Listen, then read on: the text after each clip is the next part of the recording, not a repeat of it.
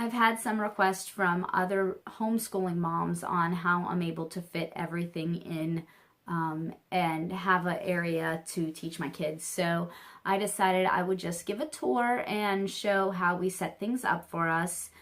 Full disclosure, when we set this room up, first we had just decided to gut it to the studs. We do a lot of home renovations, so we were able to kind of set things up as we wanted them, and I'm an organizing freak, so I spent a lot of time on Pinterest and YouTube trying to figure out how I wanted this room set up before we even started.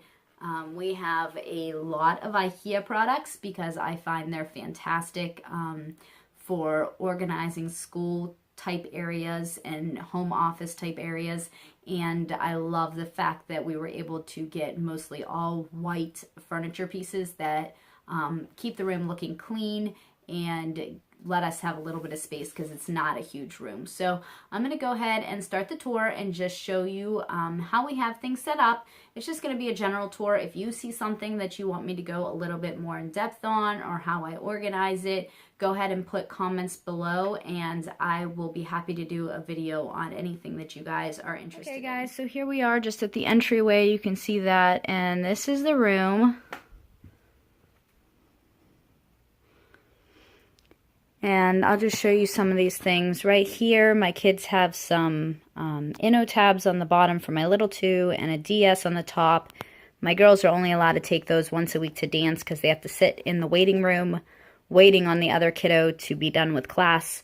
So they can use those then for an hour, and they have headsets that we use when we go on like maybe a long vacation in the car. And so I just hang them here on the side of this big IKEA Besta unit, and behind it you can see that I have my reflector that we showed in the other video. If you watch my eBay videos, I just kind of store it behind there. And then I have here on top of this real big unit, I have on the very top the letters like you would see in maybe like a normal brick and mortar school for when my kids are learning about the letters.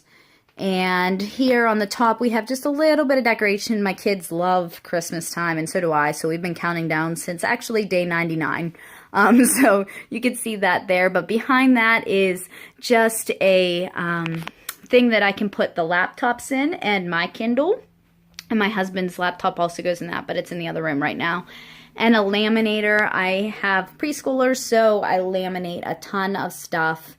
Even my elementary kids, students, some of my like addition fact charts and stuff like that. This just holds extra paper, and this unit is wonderful. It holds all of Mommy's materials. I'll just open the door here.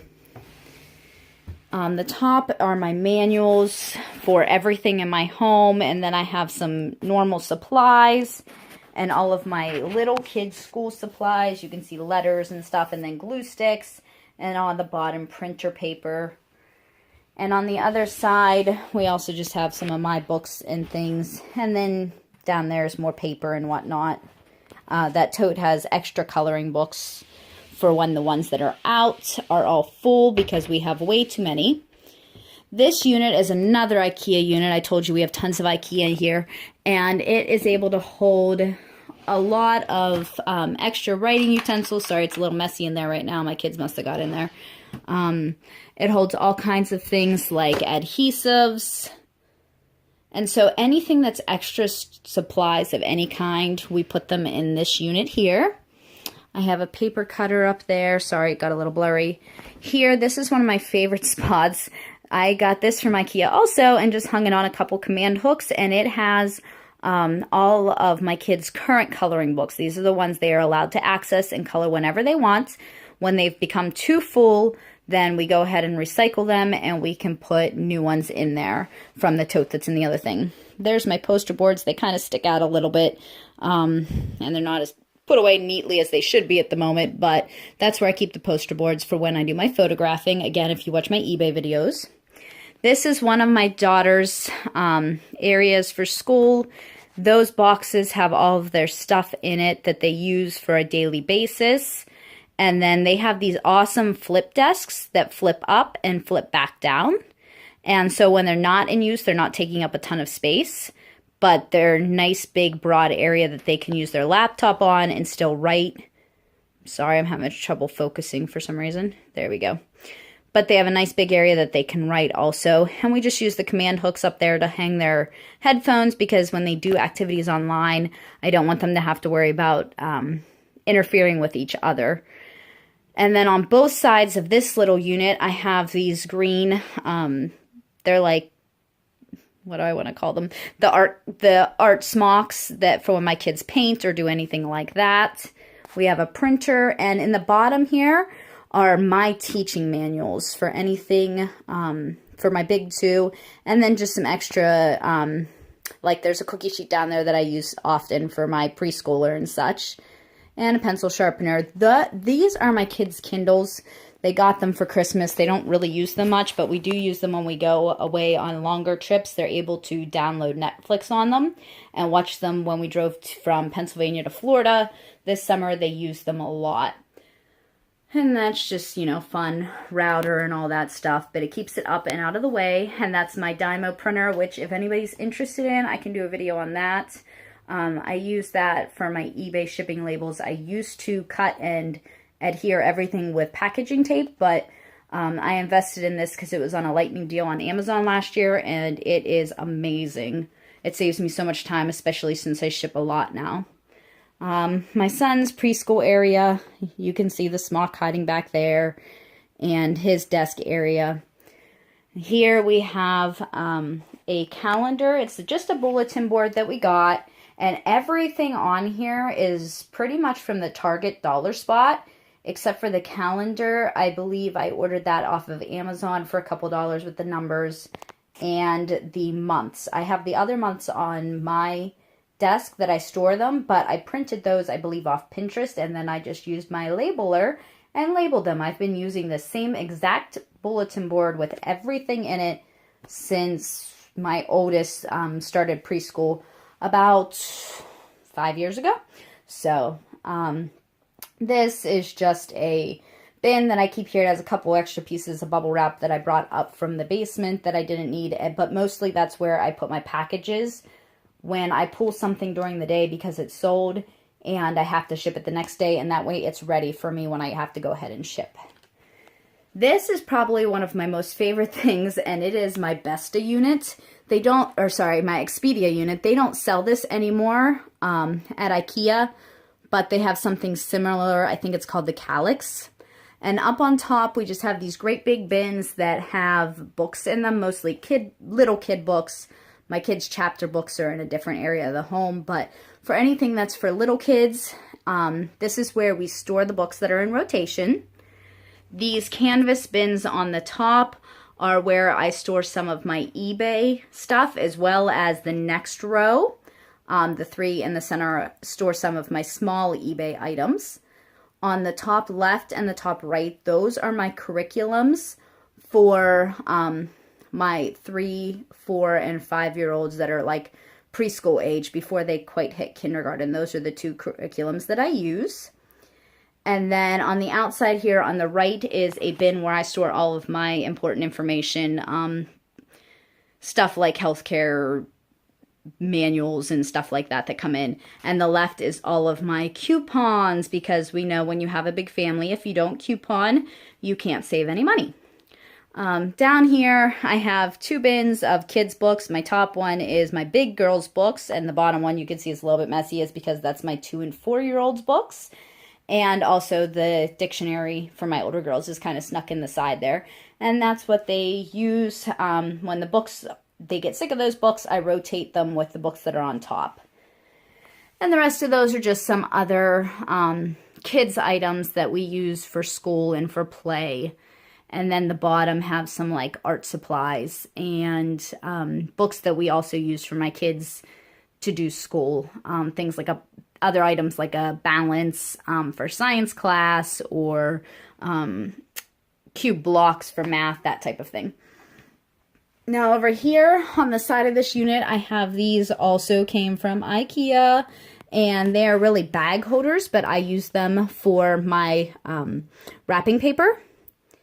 And again, IKEA. I have, I like to do crafting, which I don't have a ton of time to do anymore, but I do paper cards and tags and stuff for my gift bags still all the time. And so my punches are up there, and I have my little punches in that little one. And this is my other daughter's area, you know.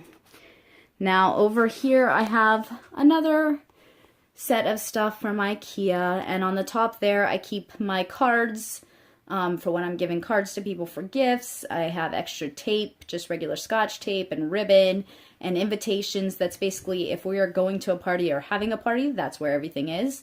Also tissue paper, I use that both for packaging for eBay and for gift bags if my kids have a something they're going to for a friend's party or something and need a gift bag.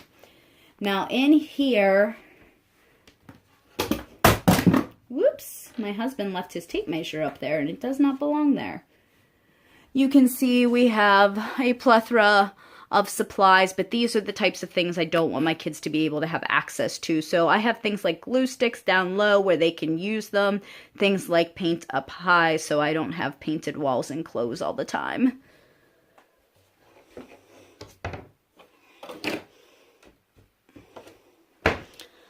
And over here, this is where I keep extra pencils, markers, so that my little kid, my 2-year-old can't reach them, but my big girls can if they need to use them for an art project, and dry erase markers that I keep for my 4-year-old for when he is doing his preschool activities. Like I said, we laminate a lot, and so that's where he's able to keep a marker. If he needs a new marker, he keeps his in his pencil box. If it is worn out, he can get one from there.